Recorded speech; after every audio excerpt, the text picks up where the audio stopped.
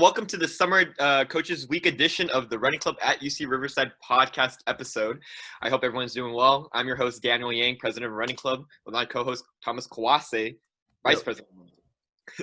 So today we have a very special guest, assistant coach at West High, Olympic trials marathoner, and a Remax Realtor special guest, Cheyne Inman. How's it going? Thanks for having me on. Good. How's it going? How are you? All right. Good. Can you guys hear me okay? I couldn't get the headphones to connect, so that's just my regular mic. You're okay? You're good. Yeah. This sounds perfect. Awesome. All right. First, to start off, I just want to ask, what's your approach to coaching someone who may not be into running, on their first day?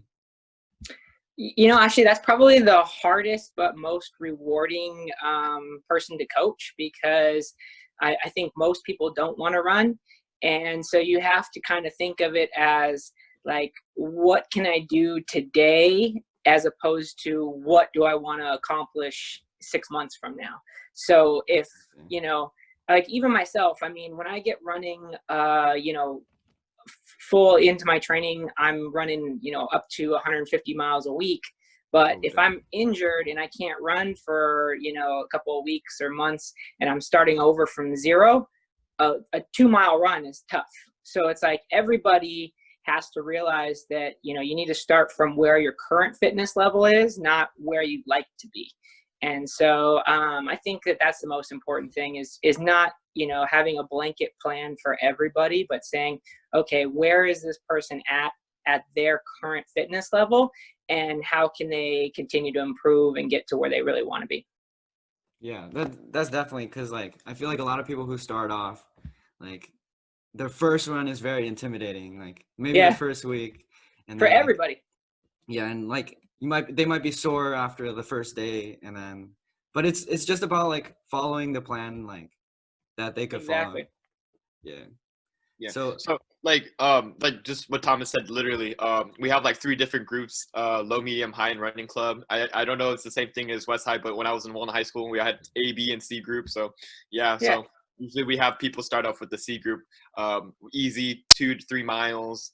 Sometimes I think in high school it was 3 or 4, but it was it was very, very easy, and we try to get people build up the endurance. And like you said, definitely that's how you want to start off runners.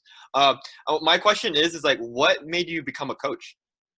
I read a lot of books. My degree is in exercise sports science. So, when I went to college, my plan was not necessarily to get into coaching, but I knew I liked athletics and working with the human body, and I planned on doing physical therapy work. But when I started getting into my undergraduate work with physical therapy, it was a lot of geriatric work and working with people who had maybe had hip replacements, and not as much working with athletes like I had thought. And so then once I graduated college, that was 2008, when the economy was kind of in a downturn and there weren't a lot of jobs. And so I got a job as the head cross country and track coach at the rival high school of where I grew up. And it only paid, high school coaches don't make a lot. As the head coach, I made $1,000 a season. So it wasn't oh, this is going to be my only job, but I put into it what I would for no matter any job. It was a lot of hours, long days. At the time I was doing substitute teaching, and thinking of if I wanted to go that route. And you said it was a college cross country team, right? So that was high school. I first started coaching a high school team, and I was the head cross country and track coach. And then I coached there for 3 years, and then I took a Division II college coaching job after that, and I was there for 3 years. When I first started at the high school, it was kind of like what we were talking about before with starting with ground zero. I didn't have a single kid on the team that could break 5 in the mile when I started coaching there. And for me, I broke 5 in the mile as a freshman. So I was okay, how do I get these kids to, put in the work and at least be at a level that would be competitive locally. And by my 3rd year coaching there, I had 3 kids under 10 in the 2 mile. So I went from not a single kid that could break 5 in the mile to 3 of them that could break 10 in the 2 mile. So they improved a lot. And then I realized at that point that I really liked coaching and I wanted to make a career that I could actually make a living off of. So then I started applying to college jobs, and that was eye-opening because it wasn't as good a pay as I expected either. So I did the college coaching job for a little bit, but it wasn't as rewarding for college coaching as high school, because with high school, you get to work with the kids during the summertime and the wintertime and really help them develop. But with college, they're at home on their own, and you're really just working on recruiting. Like, you're putting a lot of time into recruiting the athletes that you want on your team, as opposed to developing them like you do with high school. Yeah. Well, like, what are the main differences between being a high school coach and a college coach? Because just like you said, like, a lot of people joining cross country high school year, it's like maybe not a lot of them are like runners. And then being a college coach, I mean, maybe they've been running for like 4 years. So yeah, it's much more rewarding being a high school coach than a college coach. But there's not a lot of pay in it. I mean, either position, you're not getting a great paycheck, but at least in the college, you're getting a salary. It's just not as high as you might get in another career option. And so for the high school, I thought, oh, this is great. Like, the kids developed now. And I took these kids from, not, having any running background to, going on to doing really well. If I can take kids at the college level and develop them to another level, then that can be really exciting and make a career out of it. But I realized that so much of the college job is dealing with financial aid and, families. It's not just, hey, I want to come to this school. It's, how do I afford to come to this school? And so you have to recruit, you got to talk on the phone to 300 kids to get 5 kids. And so it was a lot of hours calling families and kids and trying to get kids to come there, and not a lot of just developing the team like I expected it to be. And so from there, I actually ended up going on to work at Skechers, and I was managing their sponsored athlete program. And so like Meb Kefleski and Edward Chezarek. So I was working with those athletes, and that was exciting, but I still missed coaching. And so then when I left Skechers to start with real estate, I was like, well, I really miss coaching. I don't have the time to put in as the head coach again, but I'd like to start working with kids again. So I knew that Coach Druten at West had a really good program, and he does a really good job. And so I just reached out to him and said, hey, I have some time. I don't have time to take on a head job anywhere, but I would love to help out any way you need it. And he was like, oh yeah, I'd love to have the help. So that's been great ever since I've been there. It's been awesome, except for this season, or lack of a season. Yeah. I mean, what's your position at the West Side? Just being an assistant coach, like, what do you do as an assistant coach? It's a little bit of a range, because any other program, I think you don't need as many assistants. Like, when I was the head coach of a high school team up in Northern California, I coached the boys and the girls, and I had 50 kids on the team total. Well, at West, you got 120 boys alone on the team. And so just with that many kids, you need a lot of help, just kind of making sure that everybody is where they need to be. And so it's kind of, Druten is kind of organizing what we're doing every day. And other assistant coaches are just kind of making sure everything goes as planned, and just trying to get kids motivated to get out the door, which is also pretty tough. Now, you've worked with so many different people, including like your clients at your real estate job, and also working with a lot of different athletes. How do you personally connect with these athletes and these people that you work with? And I think that's actually probably the one thing that stands out to me with every program that does really well. It's all about the buy-in on the system and just connecting with people. And I think that's why Coach Druten has such a great program at West, and he's had such a good program, is because he does a really good job of working with people. And so the one thing I've noticed about all the top programs at any level is, yeah, they train hard, but there's no magic workout out there. But if you have belief in your coach, in your program, in your team, you're willing to do anything to get your team to that next level.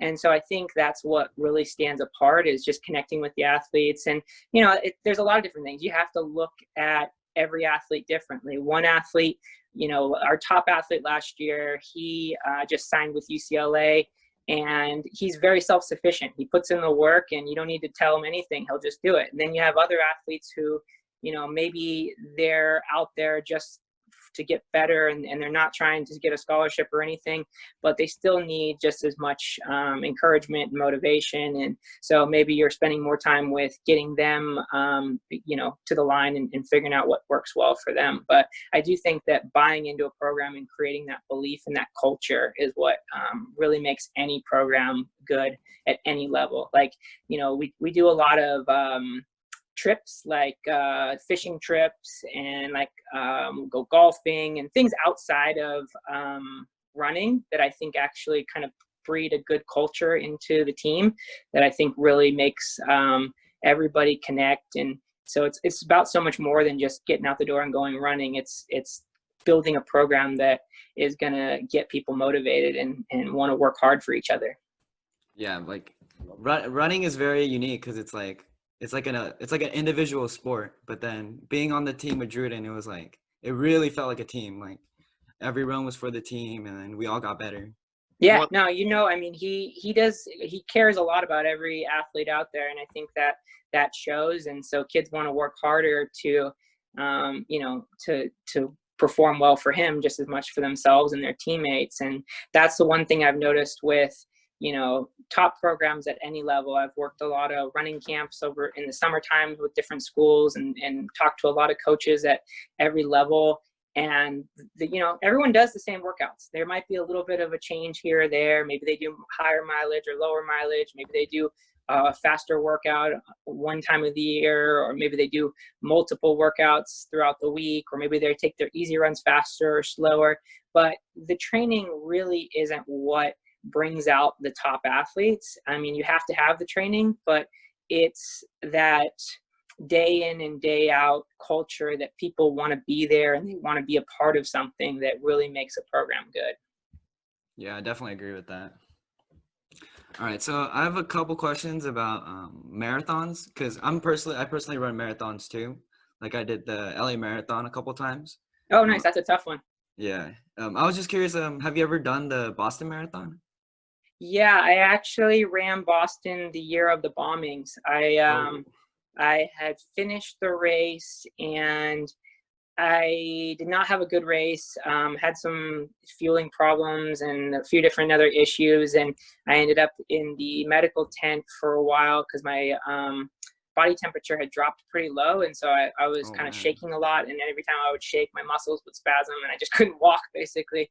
And so I was in the medical tent having them, and they were just trying to bring my body temperature back up. And so I was sitting in there for probably 20-30 minutes until I finally got warm enough to walk back to my hotel. And I walked back probably a couple blocks over, got up to my hotel, and as soon as I got up to my hotel at like the 22nd floor, I just hear like loud bangs, and I look out the window, and there's just swarms of people sprinting in the opposite direction.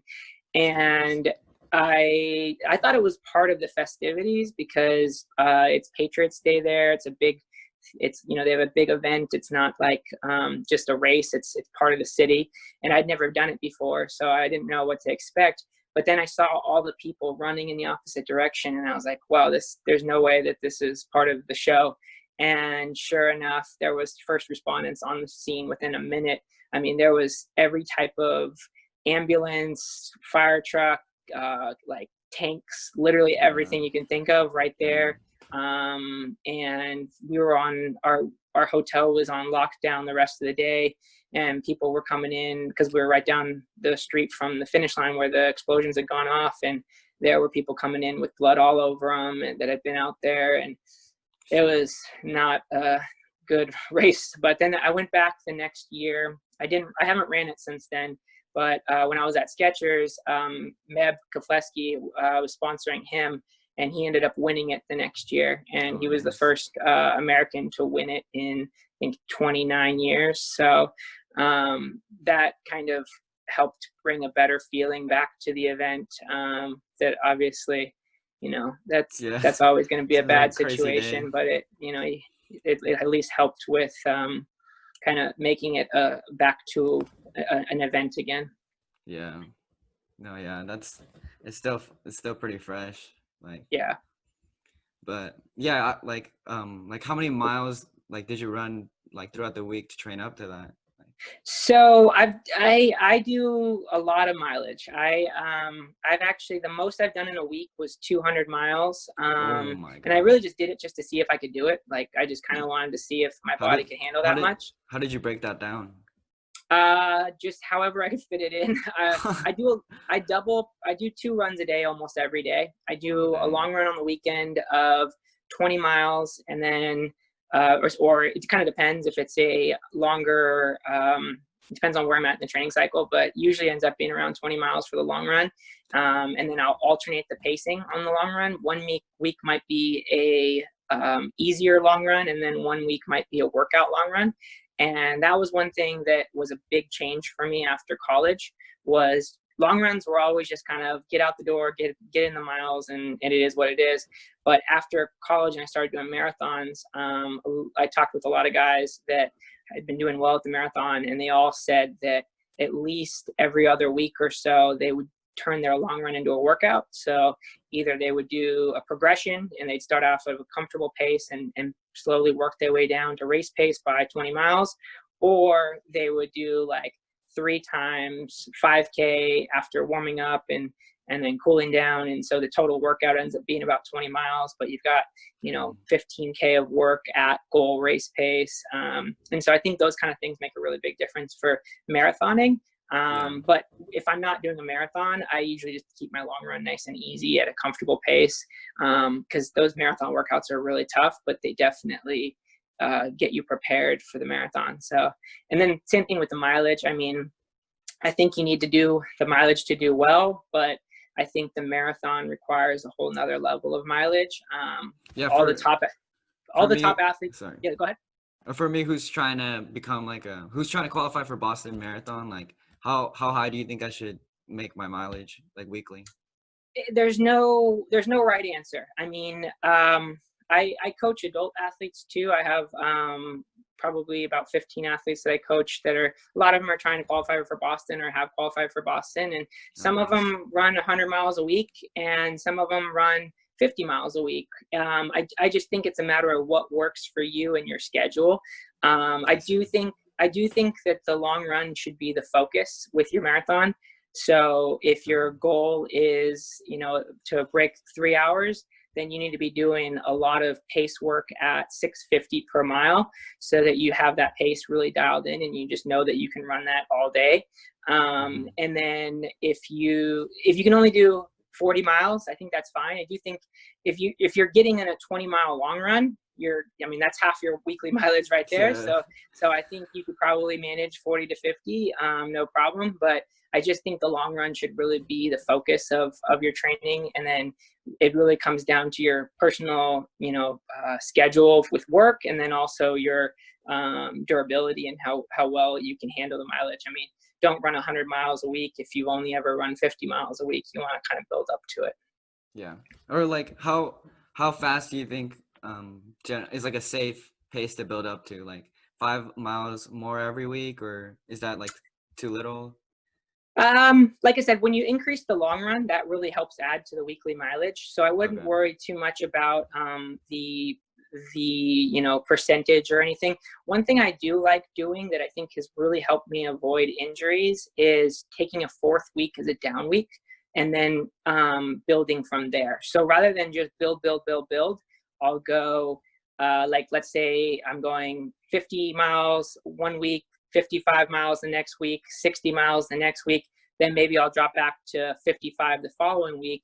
And then maybe I'll go 60, 70, 75, and then maybe go 70, and then 75, 80, 90. So it's just kind of a matter of what you have done in the past. Like if you've run 100 miles a week before, then you can build up to 100 miles a week quicker. If you've never run more than 60, then you want to take it slower and start with, 40 miles, then 45, then 50. Then on that fourth week, you take it down to 45, then you start building again. So even if you feel good, that's another thing. I've been like, oh, well, I feel good, I'm just going to push another week. And then the following week I end up injured. I'm like, I should have just taken the down week when I had it. So you kind of have to force yourself to recover every now and then. And that could be taking the weekly mileage down. That could be just taking a day off that week. Just kind of a matter of listening to your body and feeling good. Another thing I think that really helps is taking your easy days easier. I think a lot of people run their easy days too fast, and then their workouts suffer, or they end up hurt because they're just constantly fatigued. So. All right. Yeah, that sounds good. Yeah, I'll definitely keep that in mind, like going into the next one. Yeah, and practice the pace. Whatever your goal pace is, really dial that in. So, like I said, if it's to break 3 hours in the marathon, you got to be so comfortable that you can do like 4 times 5K at 650 per mile and just feel like you can run that pace all day. All right. Yeah. All right. We saw on your Instagram that you're a real estate runner. Can you just tell us a little bit about what that is? Like? Yeah, so I'm a realtor in the South Bay, and because of running, I try to connect that with my business. I'm actually doing an event in the month of August through my real estate, where I'm going to have a segment on the Strand. That'll be a 5K segment on the Strand, where runners can sign up, and it'll be $10 to register, and all the $10 will go to directly to West Torrance Cross Country. So it'll all just go straight to the team.